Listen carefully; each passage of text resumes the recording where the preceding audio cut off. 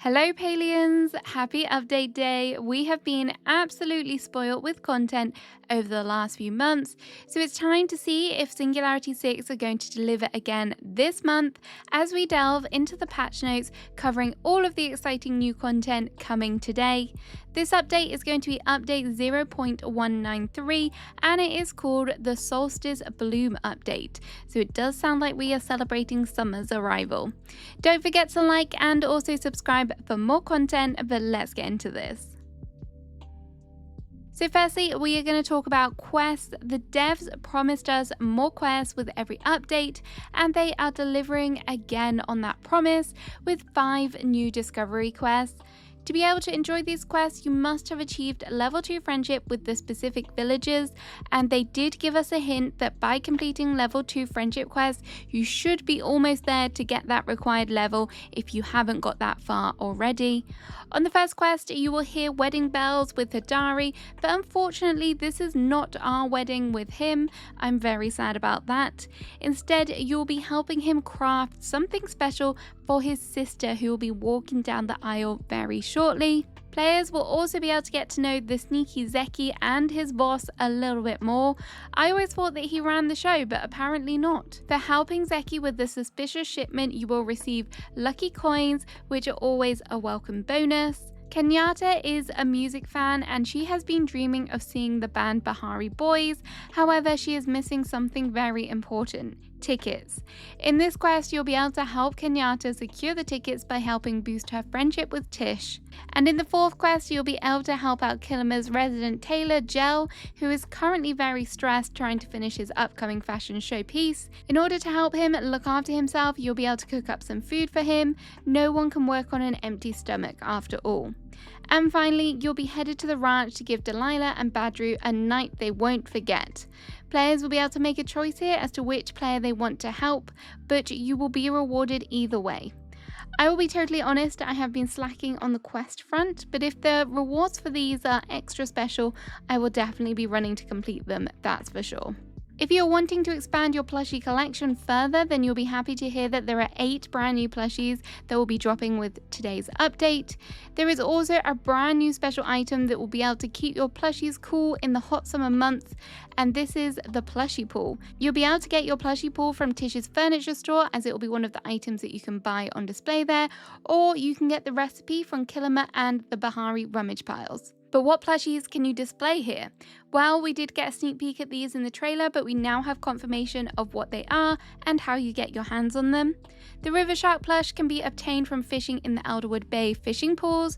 The River Shark pin plush also has a chance to drop as a bonus from getting the River Shark plush. The Elderwood Shark, aka the Moors plush, we all know that this one is going to be ridiculously hard to get your hands on, will also be caught from the Elderwood fishing pools, and the Elder Shark fin plush will also be a bonus loot drop from catching that. New plushies will also be coming to Zeki's claw machine at the Magi Market. These are the Slumber Fox plush, the Truffle plush, and the Cutesy Kitty plush. And finally, there is also a very special pink Magi Dragon plush that will be added to Zeki's Wondrous machine, so be sure to save up some of those lucky coins if you want to get your hands on this one.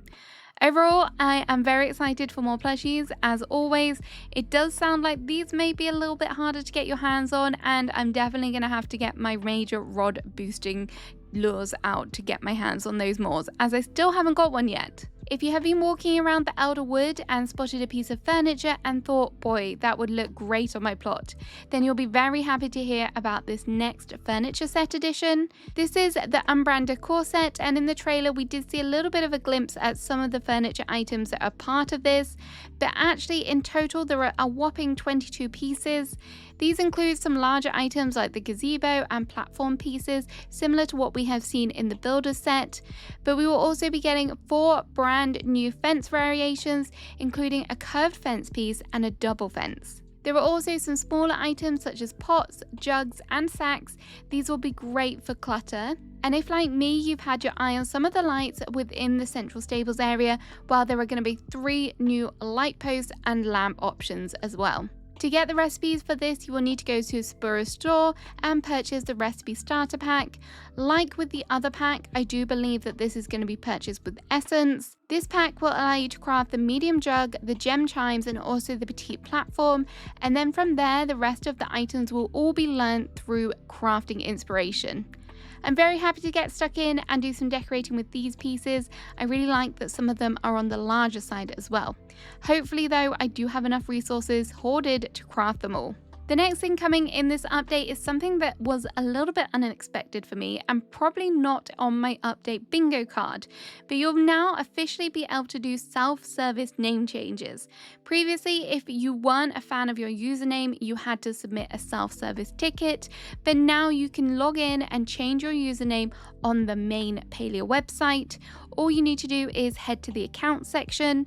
You'll be able to do this once every 30 days, and I would probably let your friends know if you are going to change your name, otherwise you'll get people scratching their heads. They have also added full instructions to the patch notes for this, so if you are a little bit curious and you think you may want to go ahead and change your name, go and check that out. In addition to the new things in this update, it also brings with it some welcome changes. Firstly, decor items should now stack up to 30 or higher. Now, when in your storage, decor items do already do this, but some items, for whatever reason, when you move them into your inventory, they do not stack any longer. So this is definitely going to be a welcome change, and it will really mean less trips back and forth to my storage when decorating. The Elderwood update also brought with it the Muskin resource, which is essentially a mushroom leather. From today, all recipes that previously required the leather should now be able to use Muskin as an alternative. This is good, as I definitely have a lot of mushrooms lying around from hunting all of those schmolls for hours on end. There have also been some changes to Growable Flowers and Decor. Previously, there was no way to indicate which growth stage your flowers were at. The new UI will now tell players what stage your particular plant or furniture item is at, and this will make it easier to keep track of what flowers you need to place down. When you modified an item into a different colorway, the only way to tell what color an item was to hover over it. But now the actual tint that you have used will display within the icon itself, making it a lot easier to visualize because you will see a little kind of indicator of the color on the bottom. This is definitely going to make things easier just when it comes to managing your storage yet again. So these are tiny little quality of life changes, but things that will be definitely welcome and make gameplay a little bit easier. And finally, the honey laws have also been rebalanced and normalized across multiple locations. I'm really excited to see these changes, and hopefully they will help line our pockets with gold a little bit better. We must also quickly touch on some top bug fixes. If you want to learn more about all of the bug fixes that are going to be made with today's update, please go to the patch notes and I've linked the link below. But here are the ones that I think will be most important to players. Firstly, changes have been made to some key quests, and these are the Even More Treasure quest and the Prism Beard questline, meaning that the markers will have been added and they should now be more reliable. I personally did fall victim of this as I couldn't find Nayo and Oni. However, I was just exploring last night and they randomly popped out at me, which did allow me to progress with the quest, so that was good. But at least now, if you're still struggling, this should make it a bit easier for you. The devs have also fixed an issue where Sabura did not appear in the mansion during the Extravagant Expectations quest, so if you've been stuck on this one, maybe it's time to revisit it now. If you are a player who crashed when using the modification bench, I've seen a few people comment on this. This should now be fixed with this update. Also from today, if you visit a player's plot via the Helm tour board, you will not be able to contribute materials to buildings under construction. I don't know whether this is a change that has been requested. Maybe it's because people didn't want these buildings to be upgraded and then people were going and upgrading them, and maybe it was like a little bit of a troll thing. So perhaps that is a reason why they have made this change. The Master Survivalist accomplishment should also now be able to be completed, as they have rectified the items required.